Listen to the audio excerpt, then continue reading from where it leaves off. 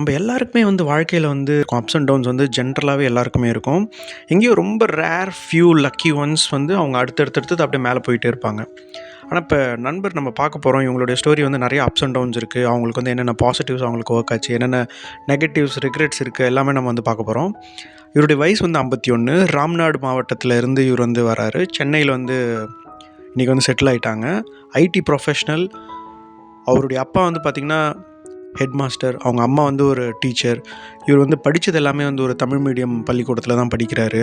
அந்த நாள்ல நம்மளுடைய அம்மா, அப்பா என்ன நினைப்பாங்க, நான் ஒரு தொழில் நல்லா பண்றேன்னா, அதே வந்து நம்மளுடைய பிள்ளைகளும் பண்ணா நல்லாயிருக்கும் அப்படின்னு நினைப்பாங்க. அதில எந்த தவறும் கிடையாது.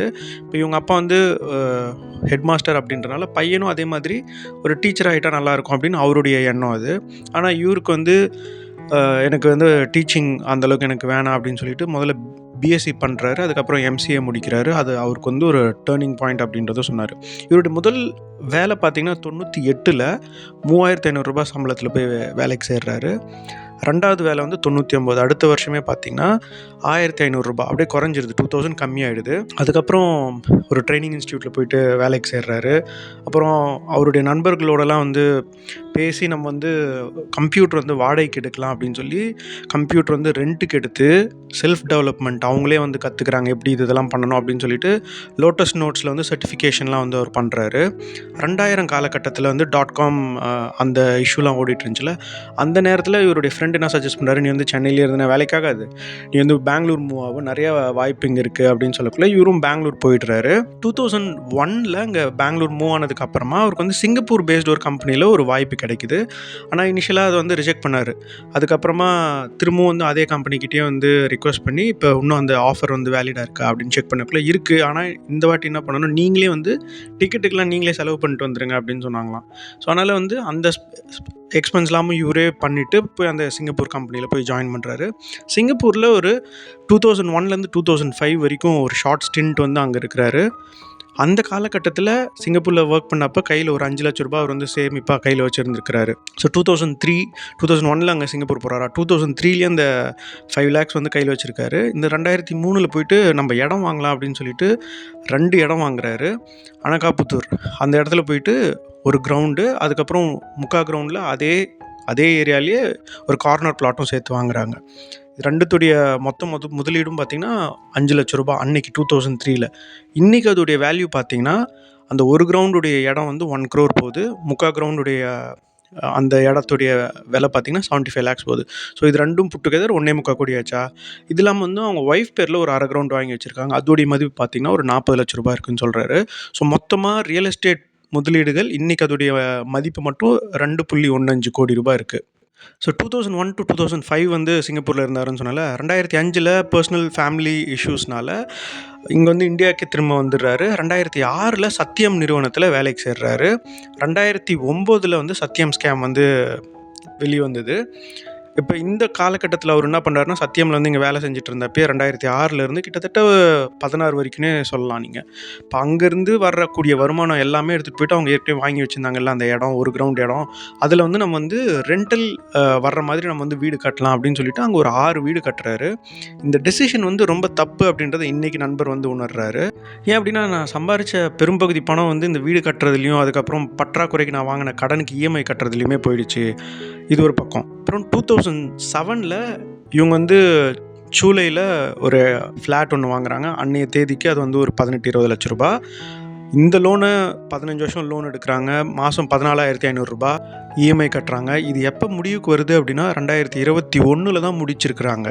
ஸோ அப்போ இன்றைக்கி நண்பர் என்ன ஃபீல் பண்ணுறாருன்னா, நான் வந்து இந்த வீடு, இந்த ரியல் எஸ்டேட், இந்த ரெண்டலுக்கெலாம் நான் வந்து பண்ணுறதுக்கு பதிலாக நான் வந்து மியூச்சுவல் ஃபண்டில் முதலீடு பண்ணியிருந்தேன், இந்நேரம் வந்து இன்னும் பயங்கரமான வந்து பணம் உருவாக்கியிருப்பேன், எனக்கு அந்த ஒரு ரெக்ரெட் இருக்குது அப்படின்னு சொன்னார். ரியல் எஸ்டேட் இடம் பார்த்தோம், அதுக்கப்புறம் ரெண்டல் இன்கம்க்கு வீடு கட்டினார், அதை பார்த்தோம். சொந்த தேவைக்கு ஒரு வீடு வாங்கினார், ஃப்ளாட், அதையும் பார்த்தோம். அடுத்தது ஸ்டாக்கில் இவர் என்ன பண்ணியிருக்கிறாரு அப்படின்னு பார்த்தீங்கன்னா, 2003ல் இவர் வந்து சிங்கப்பூர் போயிட்டாரா 2001 to 5ல். இதே காலகட்டத்தில் யாஹூ ஃபினான்ஸில் நிறையா ஸ்டாக்ஸை பற்றிலாம் படிக்கிறது, அப்புறம் வந்து ஸ்விங் ட்ரேட் பண்ணுறது, அப்போயே அவருக்கு வந்து பழக்கம். இது அப்படியே போயிட்டே இருக்குது. 2006ல் இந்தியா வந்ததுக்கப்புறம் சத்யமில் வேலை செய்கிறாரா. ஸோ சத்யம்லேயே நம்ம வந்து ஒரு நல்ல நிறுவனம் தான், அதனால் நம்ம வந்து சத்யம்லேயே முதலீடு பண்ணலாம் அப்படின்னு சொல்லிட்டு சத்யமில் இன்வெஸ்ட்டும் பண்ணுறாரு. அன்னைய காலகட்டத்தில் 420 ரூ. 450 அந்த அந்த ரேஞ்சில் ப்ரைஸ் இருந்திருக்கு சத்யம்க்கு. 2009 அந்த ஸ்கேம் வந்து ஆமாம் அப்படின்னு ராமலிங்கராஜ் வந்து கன்ஃபெஸ் பண்ணக்குள்ளே ஸ்டாக்கை வச்சு செஞ்சுட்டாங்க. வெறும் $5-6 வந்து அது வந்து போயிடுச்சு. ஸோ இது வந்து அவர் லைஃப்பில் வந்து ஒரு பெரிய நெகட்டிவ் இம்பேக்டை ஏற்படுத்துது. இதனால் என்ன பண்ணுறாரு அப்படின்னா, அடுத்த 6 வருடங்களுக்கு இந்த பங்குச்சந்தை பக்கமே தலை வச்சு படுக்கல அப்படின்னு சொன்னார். இப்போ உங்களுக்கு புரிஞ்சிருக்கும், லைஃப்பில் வந்து அப்ஸ் அண்ட் டவுன்ஸ் வந்து பார்ட் அண்ட் பார்சல் அப்படின்றது இந்த மாதிரியான இன்சிடென்சஸ் நம்மளுக்கு வந்து நினைவூட்டிக்கிட்டே இருக்குது. இவருக்கு அந்த சத்தியமில் அந்த நெகட்டிவ் இம்பேக்ட் ஏற்படுத்துச்சுல்ல, திரும்பவும் இவர் வந்து எப்போ பங்குச்சந்தைக்குள்ளே வந்தார் அப்படின்னா 2014 தான் உள்ள வராரு. மியூச்சுவல் ஃபண்ட் வழியாக இந்த வாட்டி இன்வெஸ்ட்மெண்ட் பண்ணணும் அப்படின்னு முடிவு பண்ணி மாதம் ஒரு 5,000 அப்படின்னு சொல்லி மியூச்சுவல் ஃபண்ட் டிஸ்ட்ரிபியூட்டர்ஸ் மூலிமா வந்து எஸ்ஐபி பண்ண ஆரம்பிக்கிறாரு. 2020 அந்த எஸ்ஐபிஎஸ்சியும் வந்து ஸ்டாப் பண்ணிட்டார். ஆனால் ரிடீம் பண்ணல. ஏன் தெரியுமா?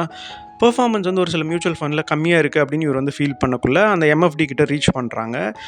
இது ஏன் நீங்கள் எங்ககிட்ட சொல்லலை அப்படின்னக்குள்ளே நாங்கள் வந்து நாங்கள் வந்து உங்களுக்கு கம்யூனிகேட் பண்ணோம். ஏதோ ஒரு சப்பக்கட்டு கட்டுறாங்க. விச் மீன்ஸ் அவங்க வந்து சேல்ஸ் பண்ணணும் அப்படின்றது மட்டும் தான் அவங்களுடைய மோட்டிவாக இருக்கே தவிர, இது அண்டர் பெர்ஃபார்மிங் ஃபண்டாக இருந்துச்சுன்னா அதை வந்து மாற்றி போடுங்க அப்படின்னு சொல்கிறதுக்கு அவங்களுடைய எண்ணம் கிடையாது.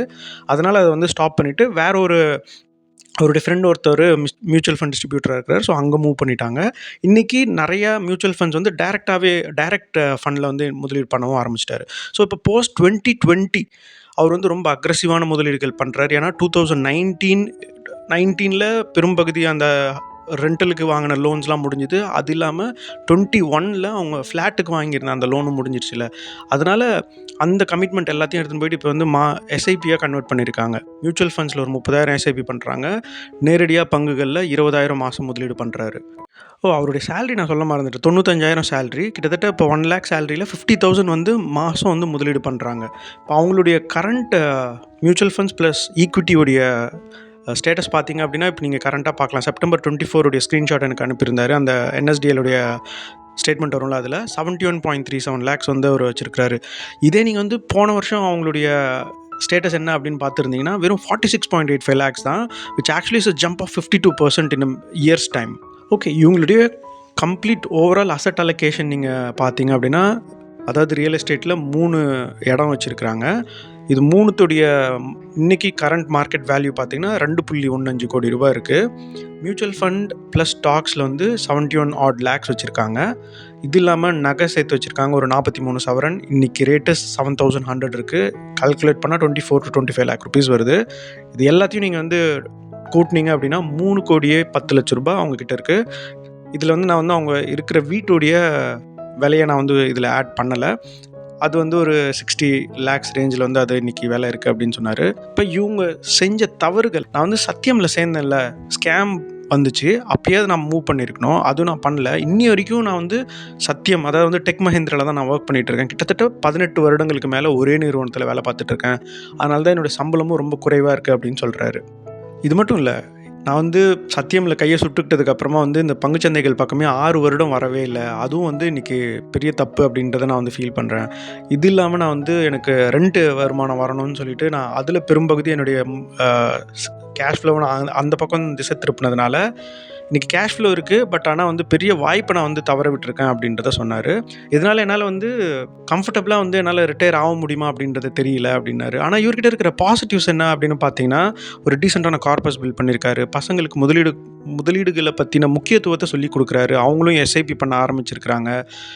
கேஷ் ஃப்ளோ வந்து வருது. ரெண்டல் இன்கமில் இன்றைக்கி அவங்களுக்கு வேலை இல்லை அப்படின்னா கூட வந்து ஒரு ரெண்டல் இன்கம் மூலிமா அவங்க வந்து லைஃப்பை வந்து சர்வை பண்ணுற மாதிரி ஒரு சுச்சுவேஷன் உருவாக்கியிருக்கிறாரு. ப்ளஸ் தான் அது. இதில் நம்ம சொந்த வீட்டில் இருக்கிறாங்க. கிட்டத்தட்ட பசங்களுடைய படிப்பு கமிட்மெண்ட்டுன்றதை முடிச்சிட்டாங்க. உங்களுக்கு இருக்கிறது பசங்களுடைய திருமணம், அதுக்கப்புறம் அவங்களுடைய ஓய்வு காலம் மட்டும்தான். நீங்கள் இந்த வீடியோ பற்றி என்ன நினைக்கிறீங்க அப்படின்றத கமெண்ட்ஸில் தயங்காமல் சொல்லுங்கள். என்னோட பேசணும்னு விருப்பப்படுறவங்க meetkarthik@protonmail.com இமெயில் பண்ணுங்கள். ஃபோன் நம்பர் இன்க்ளூட் பண்ணுங்கள். நான் வேறு ஒரு சுவாரஸ்யமான தகவலோட வேறு ஒரு நாள் உங்களை சந்திக்கிறேன். நான் உங்கள் Karthik, smart and foolish channel. நன்றி, வணக்கம்.